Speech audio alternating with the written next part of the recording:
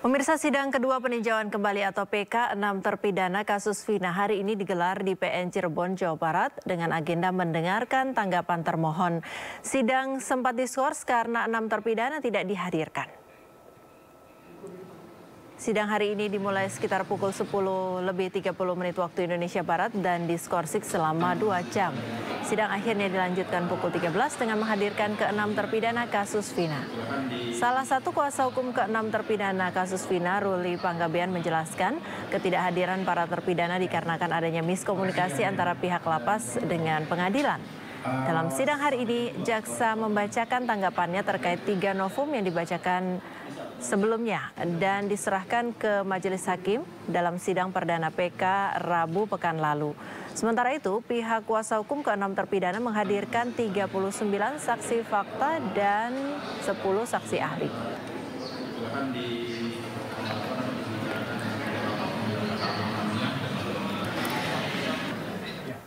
Fakta demi fakta terungkap selama kasus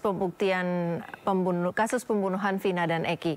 Mulai dari bebasnya Peggy Setiawan dari status tersangka hingga Saka Tatal yang berani sumpah pocong dan mengajukan gugatan peninjauan kembali.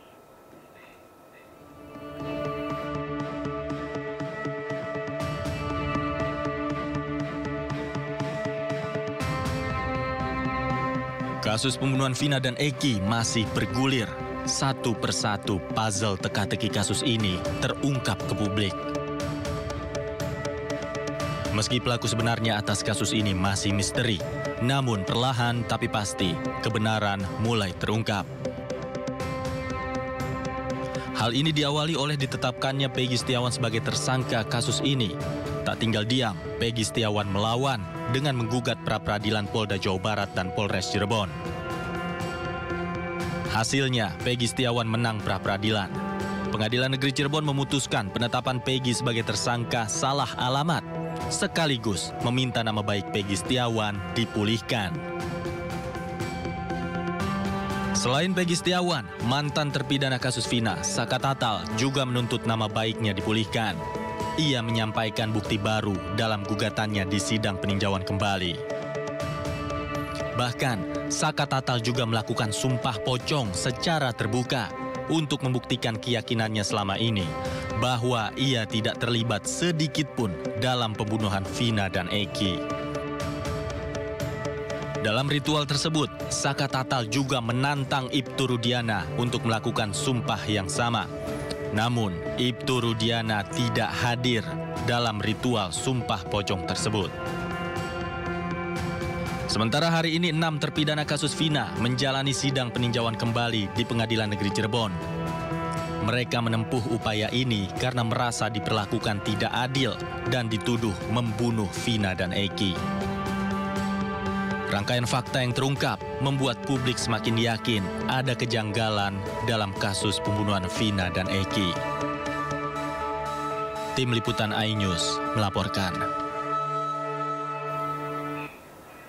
Sidang kedua peninjauan kembali atau PK 6 terpidana kasus Vina hari ini digelar di PN Cirebon, Jawa Barat dengan agenda mendengarkan tanggapan termohon. Sidang sempat diskors karena 6 terpidana tidak dihadirkan.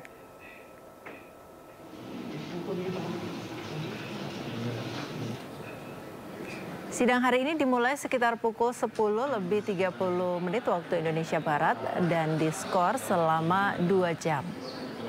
Sidang akhirnya dilanjutkan pukul 1 siang dengan menghadirkan ke-6 terpidana kasus Vina. Salah satu kuasa hukum ke-6 terpidana kasus Vina, Ruli Panggabean, menjelaskan ketidakhadiran para terpidana dikarenakan adanya miskomunikasi antara pihak lapas dengan pengadilan. Dalam sidang hari ini, jaksa membacakan tanggapannya terkait 3 novum yang sebelumnya dibacakan dan diserahkan ke majelis hakim dalam sidang perdana PK Rabu pekan lalu. Sementara itu, pihak kuasa hukum ke-6 terpidana menghadirkan 39 saksi fakta dan 10 saksi ahli. Makasih yang mulia. Sampai jam 2 batas waktunya.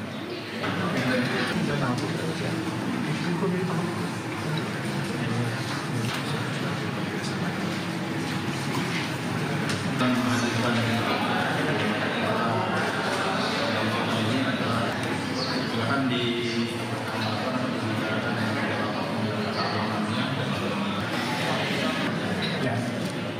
Makasih yang mulia. Ada bisa sampai jam 2 batas waktunya. Bisa.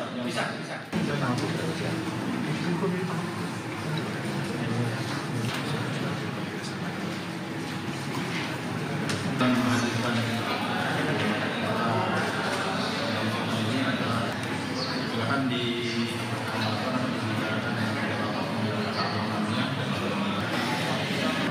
ya. Makasih yang mulia.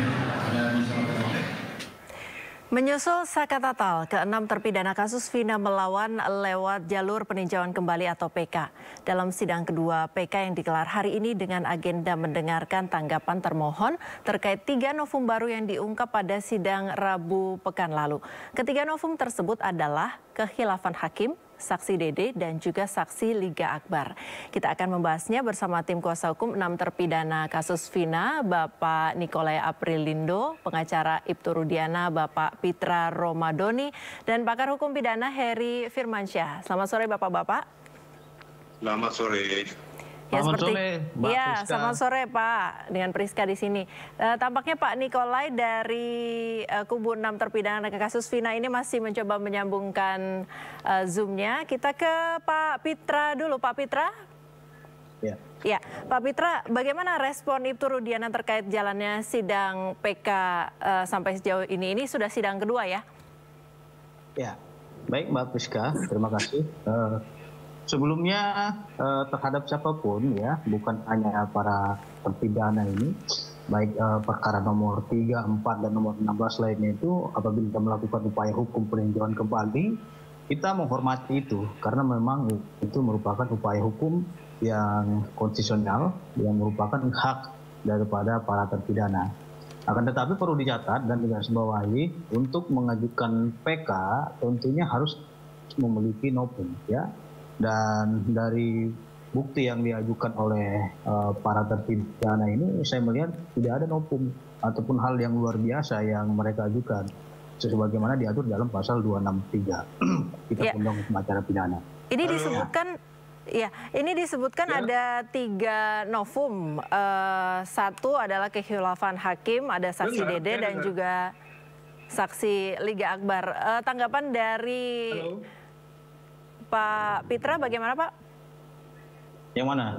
Kekhilafan hakim. Ini harus kita buktikan dulu terlebih dahulu kekhilafan hakim yang mana yang dikatakan khilaf kan gitu. Kalau hanya pendapat saya kira itu bukanlah novum. Yang dikatakan novum itu adalah bukti baru. Apakah ada keadaan baru di sini yang menurut para terpidana itu yang bisa membatalkan putusan Mahkamah Agung Republik Indonesia? Ini siapa ini yang ngomong-ngomong? Tolong diam dulu, biar dulu kan. Nah, terus kalaupun seumpamanya ada novum apa? Kalau memang saksi itu yang pernah diajukan dahulunya di dalam persidangan dahulu Pengadilan Negeri Cirebon ya, itu bukanlah novum karena dia sudah pernah diperiksa ataupun dimintai keterangannya di persidangan ataupun sudah pernah diperiksa di kepolisian. Tentu keadaan baru ini yang harus menjadi patokan utama di dalam mengajukan PK ini. Kalau dia hanya mendalilkan yang sudah pernah dibahas ataupun seperti visum, saya dengar ada visum juga yang diajukan. Visum itu kan sudah pernah diperiksa Mbak. Nah, dan hasil otopsi juga pernah diajukan di dalam persidangan. Jadi saya kira itu adalah bukti lama yang diulang kembali. Seperti kemarin saya dapat informasi bukti percakapan itu ada dalam berkas perkara gitu. Dan itu bukan keadaan yang luar biasa. Saya kira upaya-upaya ini tentu harus kita hormati bersama. Dan tidak ada juga yang bisa menafsirkan suatu perkara seperti yang dilakukan oleh rekan-rekan kita menuduh langsung klien kami melakukan perbuatan tercela gitu. Itu yang sangat kita sayangkan. Walaupun mereka mau melakukan perbuatan hukum ataupun upaya hukum silakan saja, akan tetapi jangan membuat fitnah yang merugikan hak dan kepentingan hukum orang lain. Seperti itu, Mbak. Baik. Pak Nikolai ini sudah bergabung via telepon. Pak Nikolai, ini dari Pak Pitra, dari wakil dari Bapak Ibtu Rudiana menyebut tidak ada novum baru yang tampak. Bagaimana Pak tanggapan Bapak? Ya, terima kasih. Itu sah-sah saja kalau Pitra mengemukakan hal itu. Tapi kami kan sudah mengumpulkan beberapa bukti baru dan kami juga sudah mendapatkan beberapa bukti baru dan kami juga sudah meneliti secara seksama putusan-putusan dari baik tingkat pertama, banding maupun kasasi, serta putusan PK terdahulu. Jadi bagi kami punya cara tersendiri atau trik tersendiri untuk melakukan itu. Dan kami tidak terpengaruh oleh pendapat siapapun, kami tidak terpengaruh oleh semacam analisa dari manapun, tetapi kami mempunyai strategi tersendiri, analisa tersendiri, dan pendapat tersendiri untuk mengajukan PK. Nah, di mana PK walaupun itu sudah pernah dilakukan, kami berpedoman pada putusan MK nomor 34 garing PUU garis datar 11 Romawi tahun 2013, di mana PK boleh diajukan lebih dari sekali sepanjang ada bukti baru berdasarkan ilmu pengetahuan. Di samping itu juga kami berpedoman pada pasal 67 huruf A Undang-Undang MA, bahwa alasan PK apabila setelah perkara diputuskan, ditemukan surat-surat bukti yang bersifat menentukan yang pada waktu perkara diperiksa tidak dapat ditemukan, surat-surat bukti tersebut disebut sebagai bukti baru surat. Selain itu juga perlu kami sampaikan bahwa novum berdasarkan pasal 263 itu dengan istilah ada keadaan baru sebagai salah satu alasan pengajuan PK. Nah, kalau disebutkan tadi alasan-alasan itu sudah ada dalam berkas perkara dan sebagainya, bagi kami alasan itu tidak sepenuhnya ada dalam berkas perkara. Ada hal-hal yang tidak terdapat dalam berkas perkara yang sudah kami temukan. Misalnya, pada pemeriksaan awal dari tingkat penyidikan, mereka tidak didampingi oleh kuasa hukum. Nah, ini salah satu faktor yang sangat menentukan, karena berdasarkan pasal 54, 55, 56 KUHP, pasal 114 KUHP, seseorang yang disangka melakukan suatu tindak pidana sebelum dimulainya pemeriksaan oleh penyidik wajib memberitahukan kepadanya tentang haknya untuk mendapatkan bantuan hukum atau bahwa ia dalam perkaranya itu wajib didampingi oleh penasihat hukum. Jadi ada beberapa hal, itu salah satu poin ya, salah satu poin. Dan kami juga mengacu daripada pasal 6 ayat 1 huruf C surat keputusan Ketua Mahkamah Agung RI nomor 144 garing KMA garing SK garing 8 Rom garing 2007, di mana pertama tersangka berhak memperoleh bantuan hukum, yang kedua berhak memiliki penasihat hukumnya sendiri, yang ketiga berhak menghubungi penasihat hukum sesuai ketentuan undang-undang dan lain-lain. Jadi ini salah satu dari beberapa poin novum yang perlu kami sampaikan. Baik. Adapun nanti dalam perkembangannya, kita lihat saja, kita ikuti persidangan itu, sehingga kita dapat melihat apakah isi dari memori PK itu ada hal-hal baru atau tidak. Yang kedua, apakah memori yang kami ajukan itu sesuai dengan ketentuan hukum atau tidak. Baik. Baik. Jadi biarlah orang berspekulasi dan sebagainya, tetapi kami yang tahu apa yang kami kerjakan, kami susun, dan kita ikuti saja peradilan itu. Dan Baik. tidak usah kita bersuak-sangka bahwa itu akan mengandung fitnah dan sebagainya. Namanya hukum itu perlu pembuktian. Dalam hukum itu tidak ada kita mengajukan sesuatu itu berdasarkan fitnah, tetapi kita mengajukan sesuatu itu berdasarkan bukti yang kami dapat. Baik. Apakah bukti itu nanti diterima atau ditolak oleh Hakim PK Mahkamah Agung, ya kita serahkan sepenuhnya pada Hakim PK Mahkamah Agung untuk menilainya.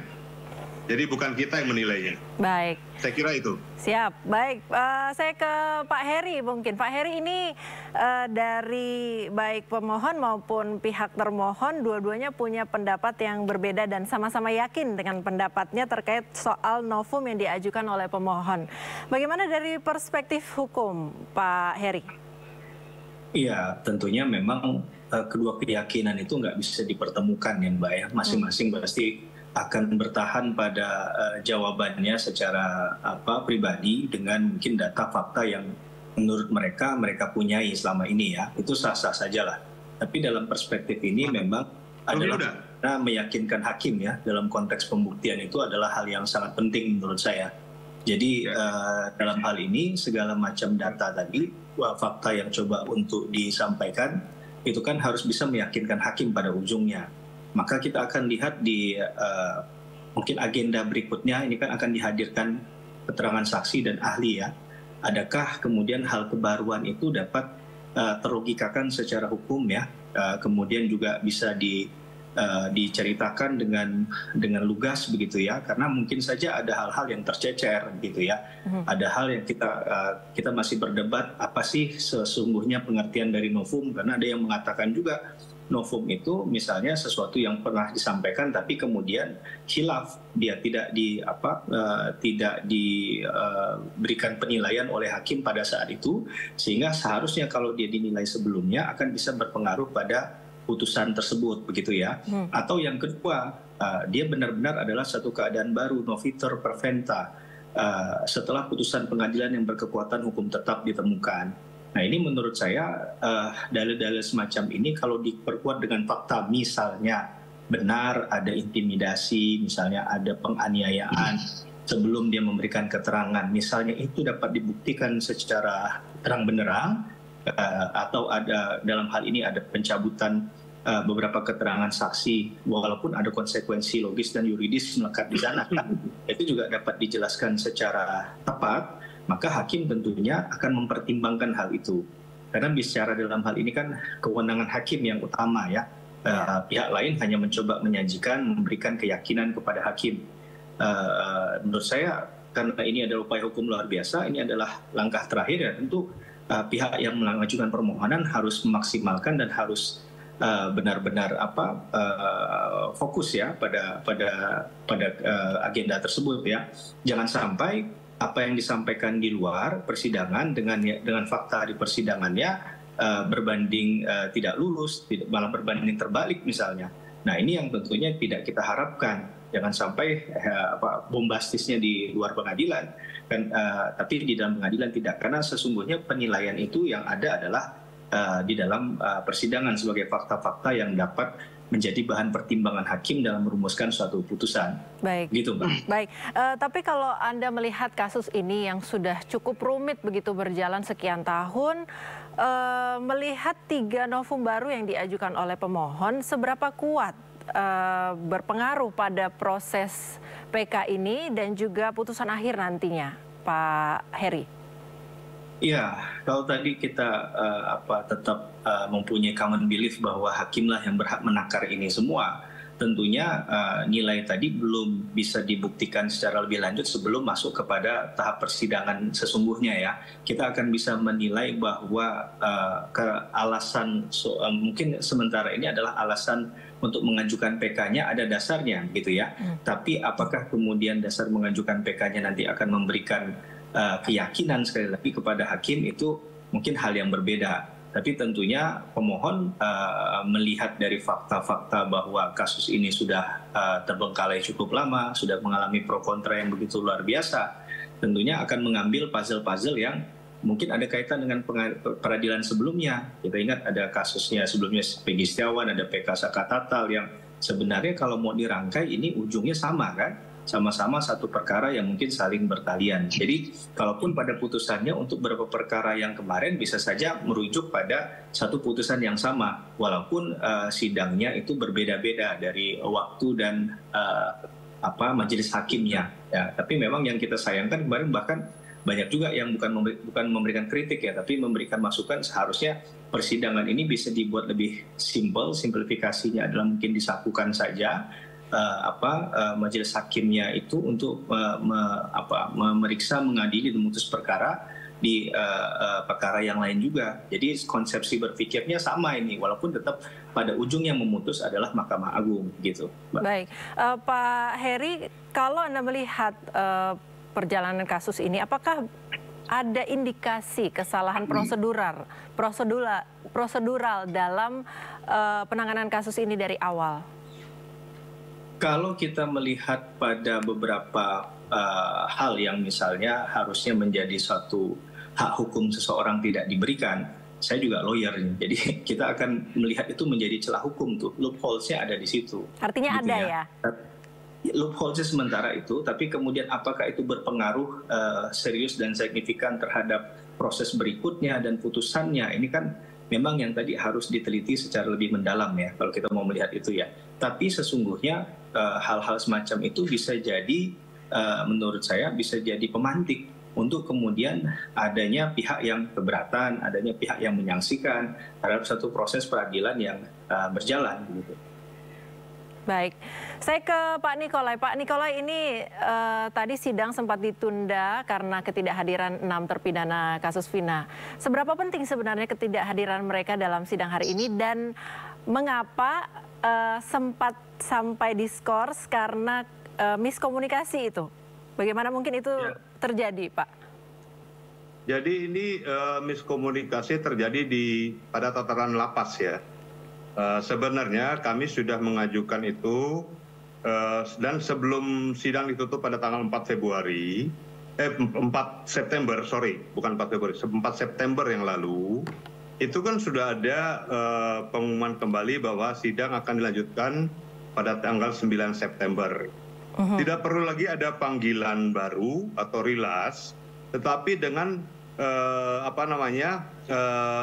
pengumuman yang Majelis Hakim sampaikan di depan sidang bahwa sidang akan dilanjutkan pada 9 September itu sudah merupakan suatu pemberitahuan dan itu secara umum berlaku di semua perkara.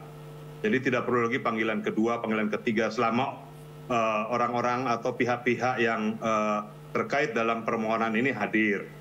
Nah, mengenai penting atau tidak kehadiran 6 terpidana yang selaku pemohon PK, bagi kami sangat penting karena kami akan meng-cross check, kami akan istilahnya itu menilai dan akan mengungkap apa yang mereka sampaikan itu betul atau tidak di depan persidangan PK ini.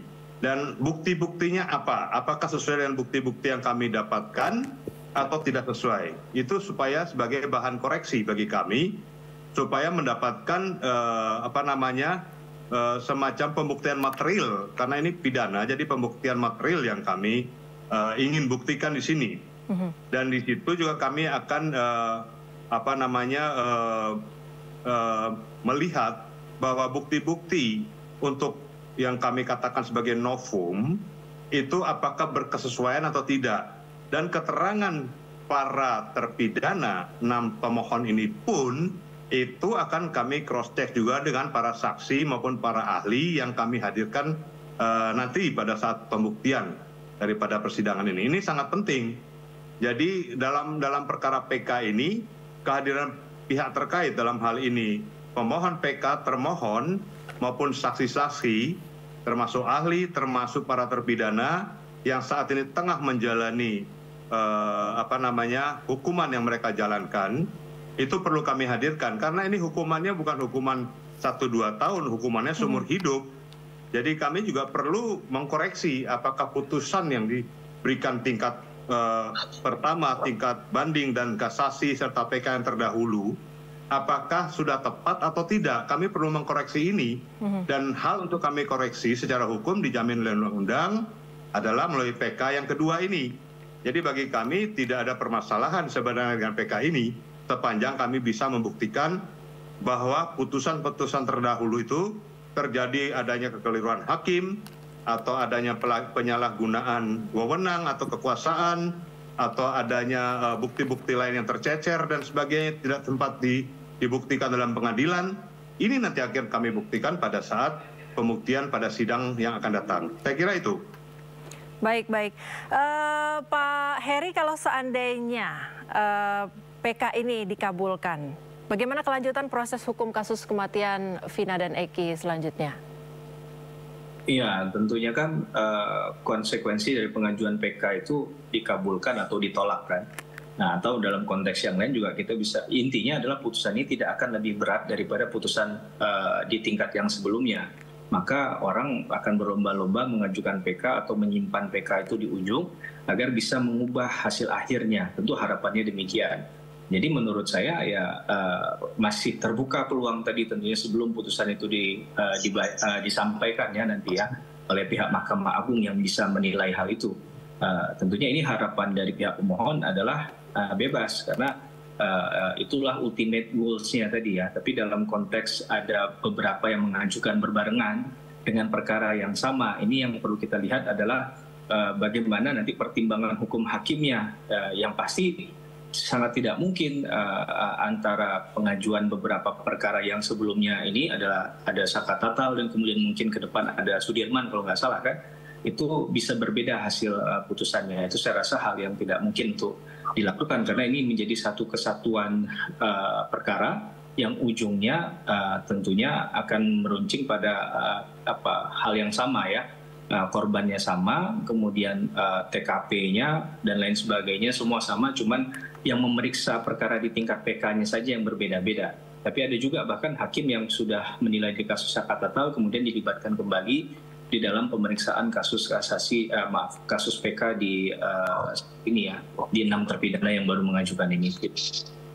Baik, terima kasih. Menjadi harapan kita semua bahwa kasus ini akan tuntas dan memberikan keadilan bagi semua pihak yang terkait. Terima kasih Pak Nikolai, Pak Pitra, dan juga Pak Heri Firmansyah sudah bergabung bersama kami di Sindo Sore hari ini. Selamat beraktivitas kembali. Terima kasih. Assalamualaikum.